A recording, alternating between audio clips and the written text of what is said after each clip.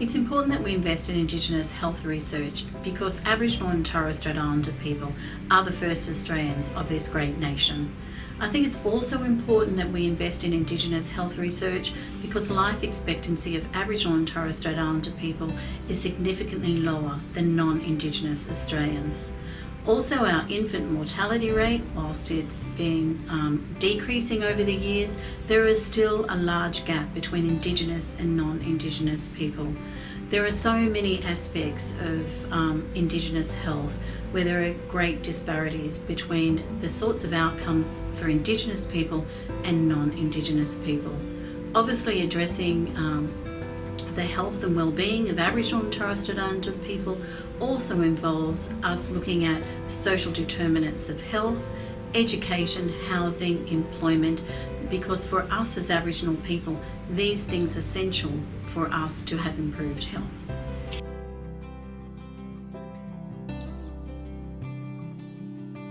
Yeah, so in the area of cancer is amongst Aboriginal and Torres Strait Islander people, it's the second leading cause of mortality.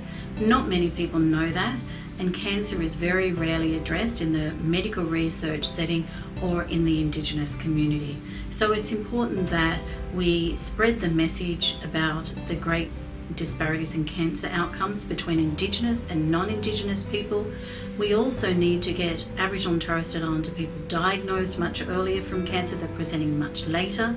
When they do present at hospital, like other illnesses and diseases, Aboriginal and Torres Strait Islander people are less likely to complete treatment and they're less likely to be engaged in the system. We need to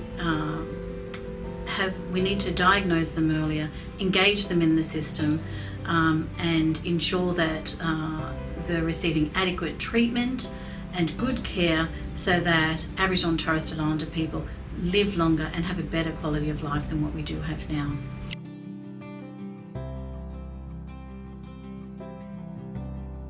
The research work that I do in cancer is primarily with Aboriginal and Torres Strait Islander people who have a cancer diagnosis. We know Aboriginal and Torres Strait Islander people, when they have a cancer diagnosis, they're less likely to live to survive 5 years after that diagnosis in comparison to non-Indigenous people. We know that the high mortality rates for Indigenous people are in that first 12 months to 2 years of being diagnosed with cancer.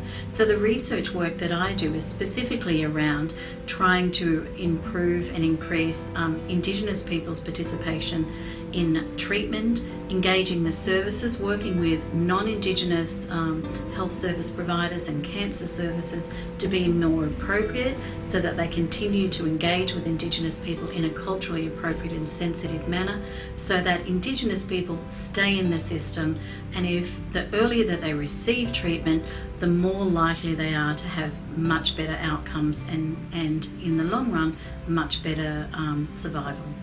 The types of cancers that are most common amongst Aboriginal and Torres Strait Islander people are lung cancer, cervical cancer, prostate cancer, breast cancer. And so these types of cancers are easily preventable. So the high rates of smoking amongst Aboriginal and Torres Strait Islander people is an area which we need to address, and we need to reduce the smoking. Indigenous people's participation in cancer screening programs is another area. We know that cervical screening programs at the moment, we can't identify Aboriginal and Torres Strait Islander women in that program. So we don't know if they're participating in the program. We do know that there's a higher incidence of cervical cancer. We do know that there's higher mortality. So we do then assume that they're not participating in this national program. So part of our work is to, through a national population health data linkage project, we're for the very first time in Australia trying to look at Aboriginal and Torres Strait Islander women's participation in that program, and also looking at abnormalities and timeliness to follow up. So participation in screening programs for our people is really important. We think they're not participating. The rates of incidence and mortality prove that they're not, but we have to do more research to provide the evidence. It's difficult to get Aboriginal and Torres Strait Islander people in some circumstances to engage in the system. So for example, in the cancer setting, cancer is relatively new amongst Aboriginal and Torres Strait Islander people, being able to talk about it and engage with health professionals about it, because many people in our community see cancer as a death sentence. So rather than going and seeking help, and rather than staying in the system, you go home. You go and you stay with your family, and other priorities take place. Whereas if you engage in the system and you participate in treatment, your chances of better survival and better outcomes are if you engage in treatment. However, trying to get our people to stay in the system is a challenge. In the cancer setting, it's quite unique. It's very sterile. It's very foreign to Aboriginal people. So it's not like going into, a major tertiary hospital and you'll see lots of people around, and maybe you'll see some Aboriginal paintings and other people. In the cancer setting, it's something that's very foreign. It's something we don't talk about. We don't have an Aboriginal word for cancer. And so you have these very big machines, and there's a lack of understanding about what these machines are, what they do, and what you need to do.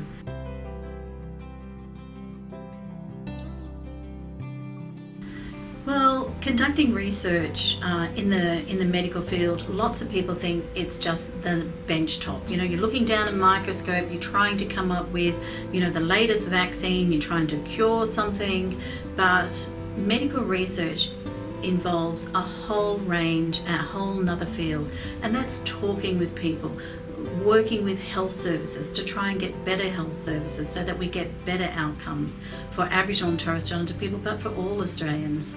It also involves looking at issues, health issues in specific communities, regions and jurisdictions, so that we can address the specific issues that are relevant to that community. These issues may be related to health service provision, they could be related to access to treatment, access to service, could be related to a lack of preventative health measures. So these are other aspects of medical research that are critically important for us to look across the whole gamut of medical research.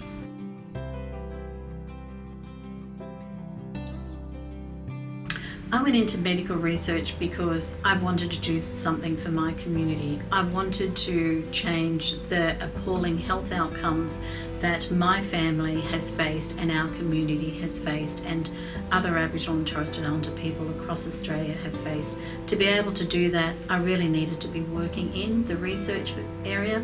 Cancer is something that has touched my family, as it has many Australians.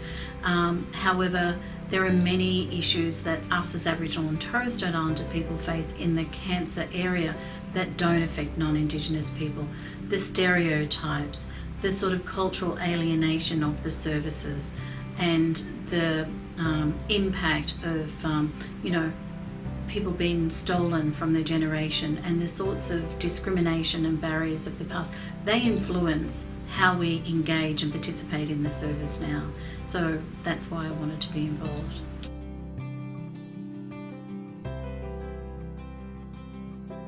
I think it's important in considering in the medical research area and engaging with Aboriginal and Torres Strait Islander people other aspects that impact on how Aboriginal and Torres Strait Islander people engage in the health system. So for example, the stolen generation. People think it's a thing of the past. Why are we sort of labouring and still talking about that? Well, I can sort of sit here and tell you that the stolen generation has impacted on my family. My mother was taken away as a child, and that's had a big influence on our family and our family's future in the way that we engage, and parenting, education and the importance of that, and also fear of being in hospital, being in an institution and being away from family, and wanting to protect, our mothers, wanting to protect the children in the family. And so that impacts on me, and I'm here researching in this area today. So I hold that in, I consider that in the work that I'm doing, and I think that's what other researchers in the field of Aboriginal and Torres Strait Islander health also need to consider. These aren't things of the past. These are real things that impact on us today, and how we engage with the system, how we interact with others, and also some of the reasons for our social and emotional well-being and the issues that we face.